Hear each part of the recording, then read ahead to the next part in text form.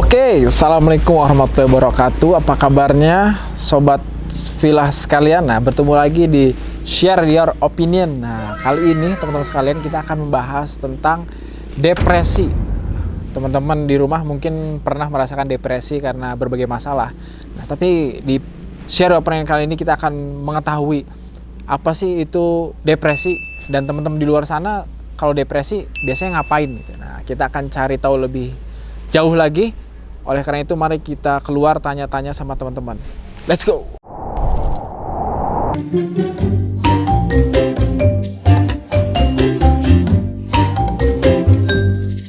Halo semuanya, perkenalkan nama saya Fitriana Utami.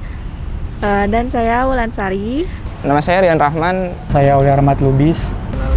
Nama saya Citra Sukmawati. Saya Suci Maharani. Nama saya Helni Sadia. Saya Memei Melistiana. Nama saya Helga Pratama.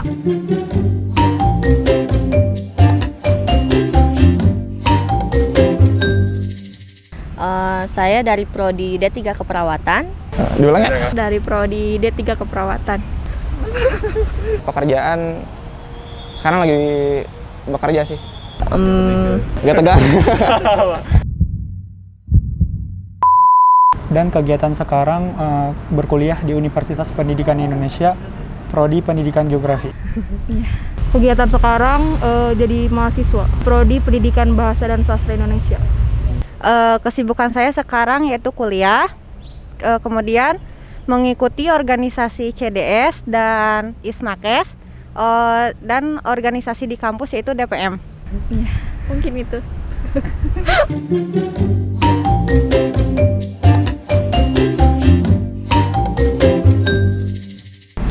Depresi pernah ya, apalagi sekarang kan itu kuliah online gitu.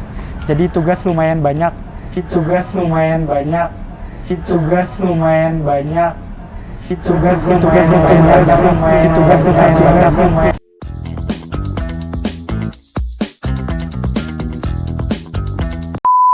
Jadi kadang suka depresi gitu, mikirin tugas belum beres yang satu udah datang yang satunya gitu. Enggak.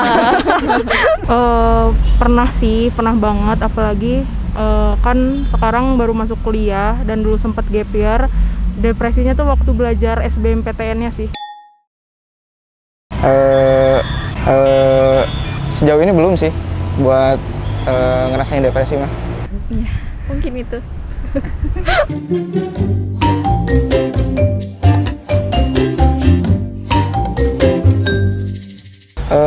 Depresi, menurut saya depresi stres yang berlebihan mungkin, atau ya masalah pribadi atau apa gitu. Mungkin depresi bisa dibilang kayak gangguan mental atau bisa stres berlebihan lah. Menurut saya definisi depresi itu seseorang yang belum bisa memenuhi kebutuhan, ataupun seseorang yang belum bisa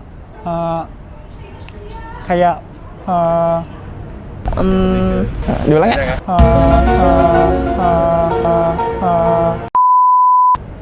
Memenuhi apa yang dia mau gitu.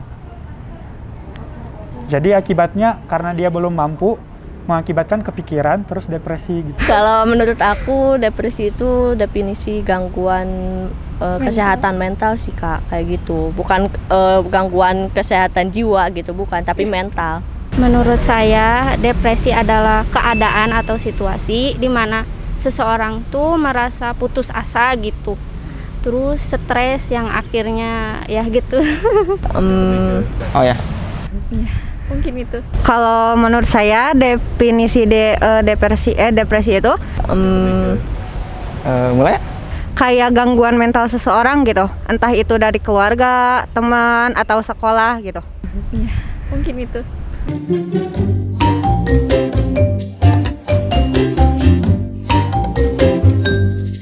Biasanya depresi banyak sih, biasanya orang-orang depresi negatifnya kayak ke minum-minuman keras biasanya lari ke ngerokok, yang biasa nggak ngerokok, atau bahkan lebih parah lagi ya biasanya amit-amitnya biasanya bunuh diri sih. Nangis kalau aku. Iya, nangis kenceng banget pasti. Kalau kecenci enggak, tapi puas-puasin nangis aja gitu.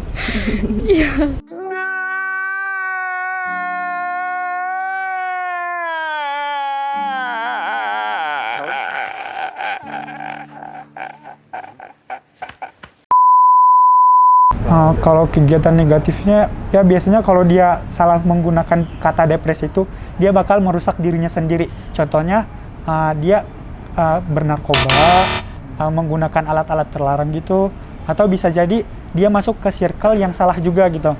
Dia pergi ke teman-teman yang kerjaannya mabuk, clubbing tiap malam gitu, biar menghilangin stres yang sesaat doang gitu. Yang aku lihat sih biasanya kalau orang-orang yang depresi seumuran aku gitu, biasanya nggak jauh dari self harm atau pokoknya hal-hal yang menyakiti diri sendiri kayak gitu, atau paling parahnya bisa bunuh diri kayak gitu. Oh ya. Kalau aku sendiri kalau misalnya ada permasalahan di rumah paling kabur. Ini teman-teman, ini katanya Pak Asep kalau lehernya merah ini laki-laki. Woi. Aduh. Nah, iki Pak Asep. Kabur malam-malam gitu. Tapi pulang lagi. Gak punya uang. Kalau saya pribadi mungkin bad mood ya, semua yang ada di rumah itu kayak kena ke bad mood. Enggak.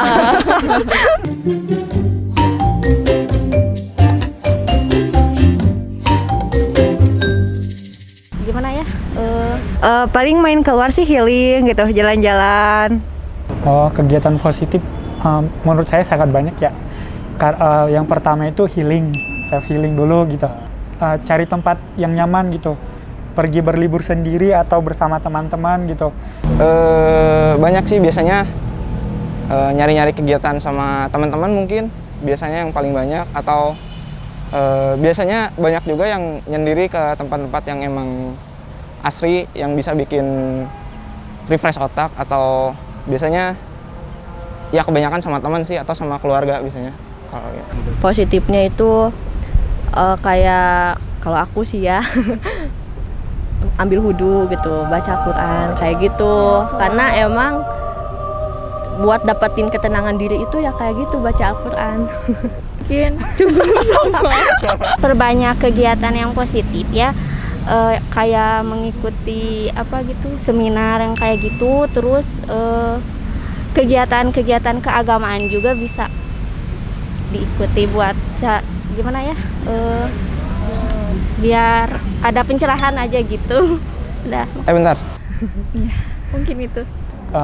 Yang mencari tempat-tempat yang sejuk gitu. Pokoknya yang bisa tidak memikirkan hal-hal yang buat kita depresi lagi gitu. Terus mencari tempat yang atau circle yang lebih positif lagi, yang bisa membantu kita buat melupakan Bawa santai aja. Enggak. hal-hal yang mengacu pada pemikiran tentang hal yang membuat kita depresi gitu. Berserah diri. Berserah diri.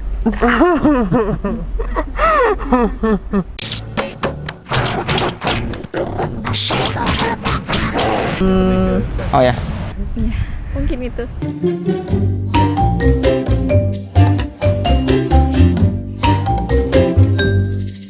Saya pernah punya temen yang emang depresi. Biasanya karena ada yang karena pacar juga ada yang karena keluarga juga ada. Ya sebagai temen biasanya saya deketin, atau ya jangan sampai bikin orangnya makin depresi. Biasanya saya ngajak main, ngajak ngobrol. Yang paling penting ngajak ngobrol sih buat orang yang depresi, soalnya kalau sendirian terus ya banyak yang bikin ke hal yang lebih negatif gitu sih.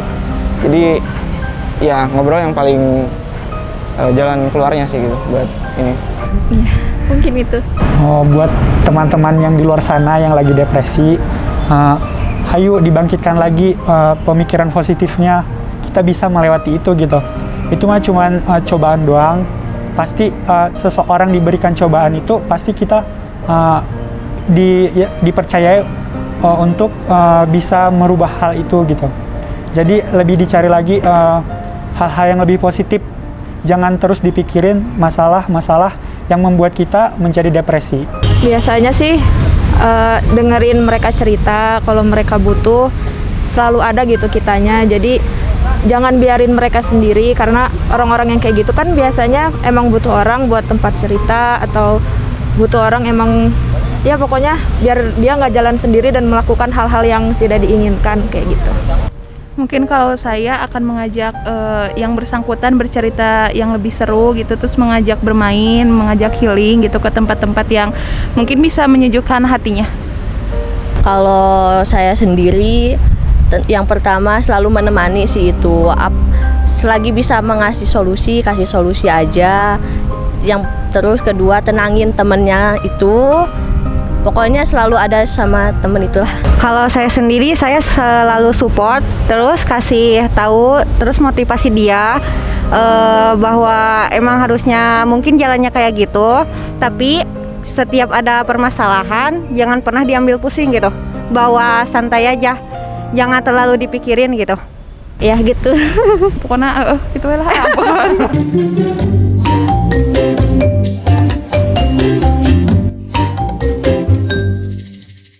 Bismillahirrahmanirrahim. Assalamualaikum warahmatullahi wabarakatuh.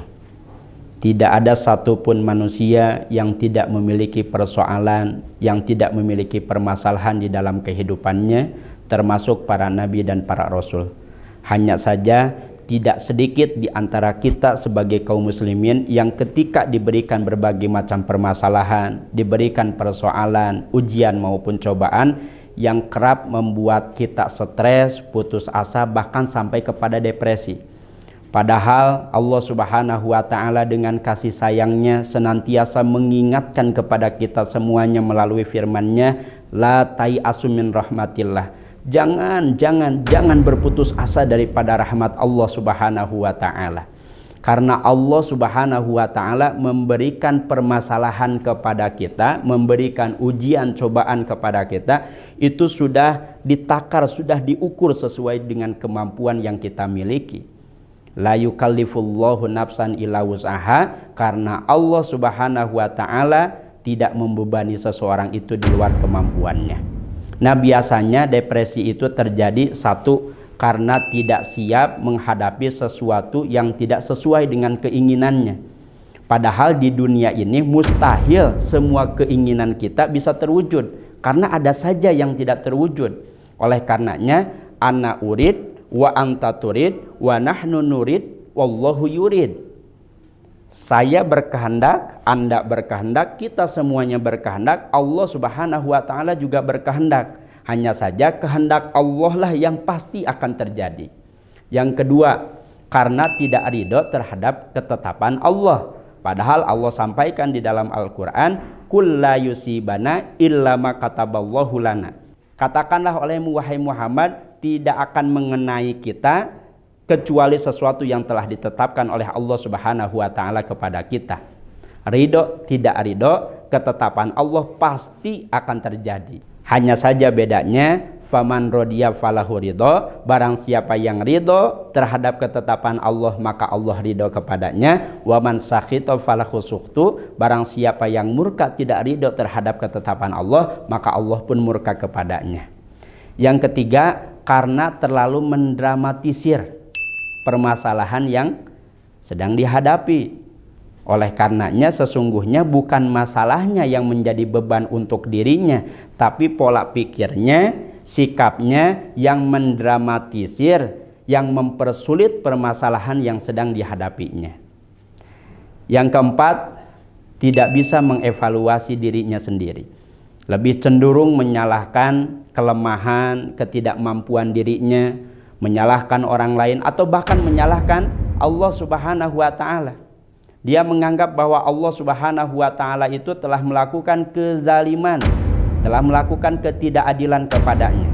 Padahal kalau seandainya kita bisa mengevaluasi, boleh jadi permasalahan, kesulitan yang sedang kita hadapi itu karena dosa dan kemaksiatan yang kita lakukan.